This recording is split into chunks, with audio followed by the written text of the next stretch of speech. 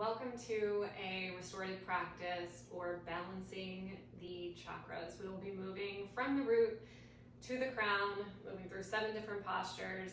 You will need 2 bolsters. If you don't have bolsters, grab 2 to 3 blankets, a pillow, and if you have an eye pillow, grab an eye pillow. I always recommend setting up your space for a restorative practice. If you have sage, you can sage before you practice. Essential oils, I always have them going. Lavender is a great choice for a calming practice. I always have socks close by, and I always have a comfy outfit on, preferably sweats. Grab a glass of water or some tea, and let's get started.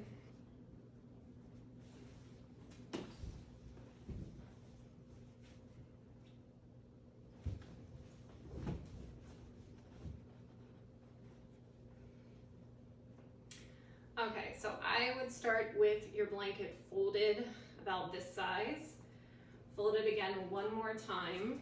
You want it the length of a normal size bolster.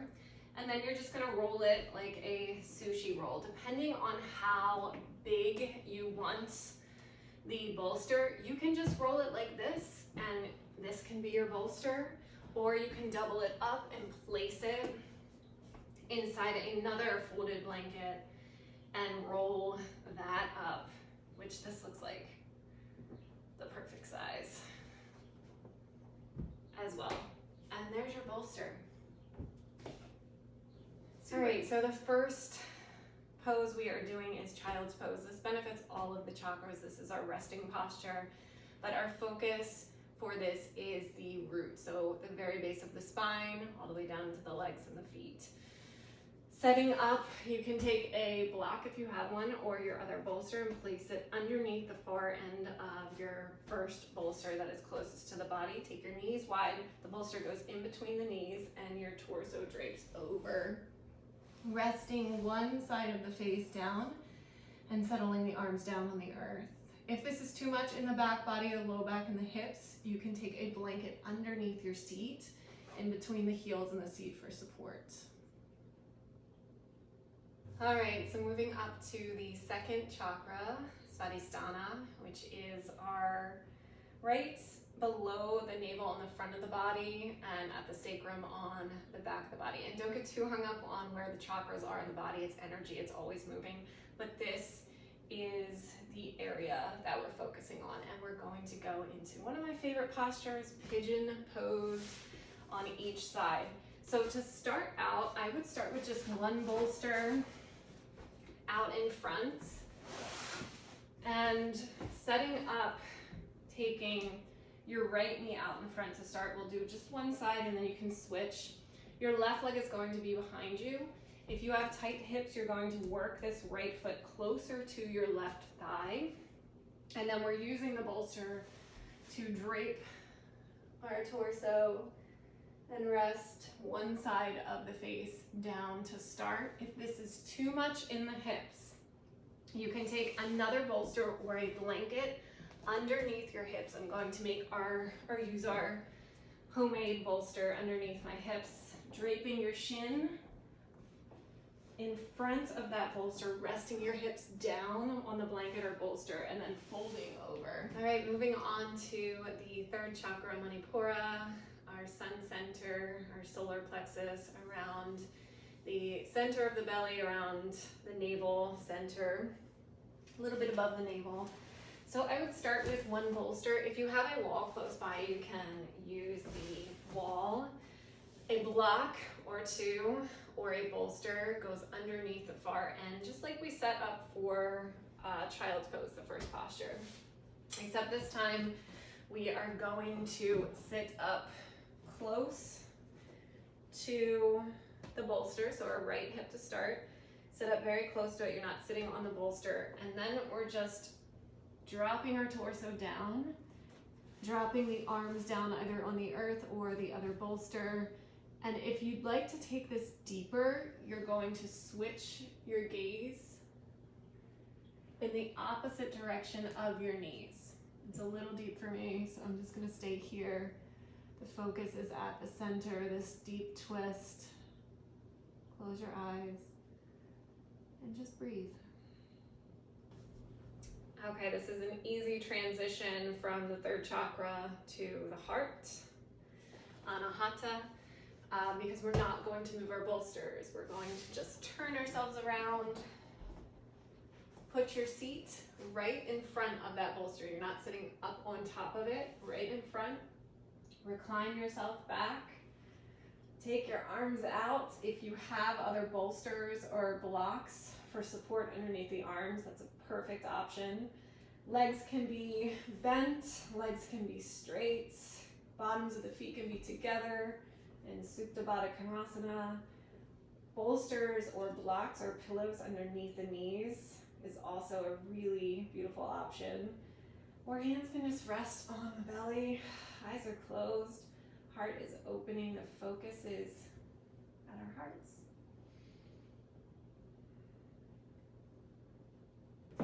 All right, so moving up to Vishuddha, the throat. I took my blanket, well, my homemade bolster apart, and all I did was unfold it one time, so it looks like this, and I re-rolled it from the long end so that it's not as thick as the bolster. And if this is still too much underneath your shoulder blades, then you can unroll it a bit. Sometimes I like to even leave a little place for my head to rest, which I'm going to do. And all we're doing is lying back, shoulders rest on that little rolled up part, head rests on the earth. If this is too much for the neck, then you can place another blanket underneath your head. And I always like to put a bolster underneath my knees, hands rest down on the belly, and focuses on opening the throat, Vishuddha. All right, I'm going to give two options for Ajna, the third eye, because a lot of people like the first option and a lot of people don't. So we're gonna start with one bolster out in front, and this is just a supported downward facing dog. You wanna make sure that the bolster is high enough so that your third eye, forehead is supported on the bolster. You're not raised away from the bolster. So if you need a block or two underneath or another blanket underneath just to lift it up and raise it, that's a great option. And also bent knees is where it's at for this. So setting up with your hands in front of the bolster, your seat to the sky, bend your knees and drop your third eye on the bolster. To me, this feels wonderful. I love this posture. I could stay here for a long time. Maybe not talk here for a long time, but I love this option. If that's not for you, you're gonna come over to a wall, place your bolster right at the wall, gracefully. Put your seat, your low back up on the, somebody's gotta have a better way. Nicole, where are you? I know you got a better way to get into this. Put your seat up on the bolster, legs up the wall. And if this is uncomfortable underneath the upper back or the shoulders, just put a blanket underneath there. What I really like to do in all of my restorative classes is take a bolster if I have the props for it, or take a blanket, sorry, not a bolster, and unfold the blanket and just start out with a blanket on the entire mat so you have that extra cushion underneath you, just for that added support and comfort. And our final posture for the crown chakra is Shavasana. I always like to place a blanket underneath of me. Sometimes a pillow if it's low underneath my head, but this blanket should do. A bolster underneath my knees, and I always like to cover up.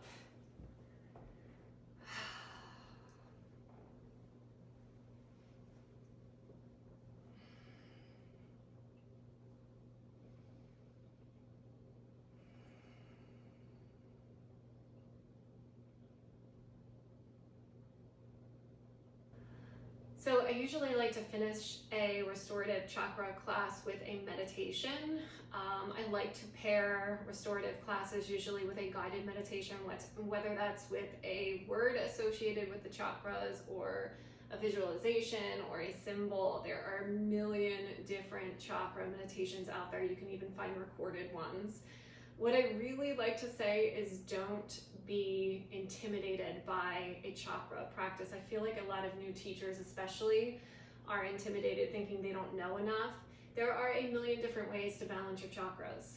There are a million different postures that benefit the chakras. Most of the postures that we did here benefit all of the chakras.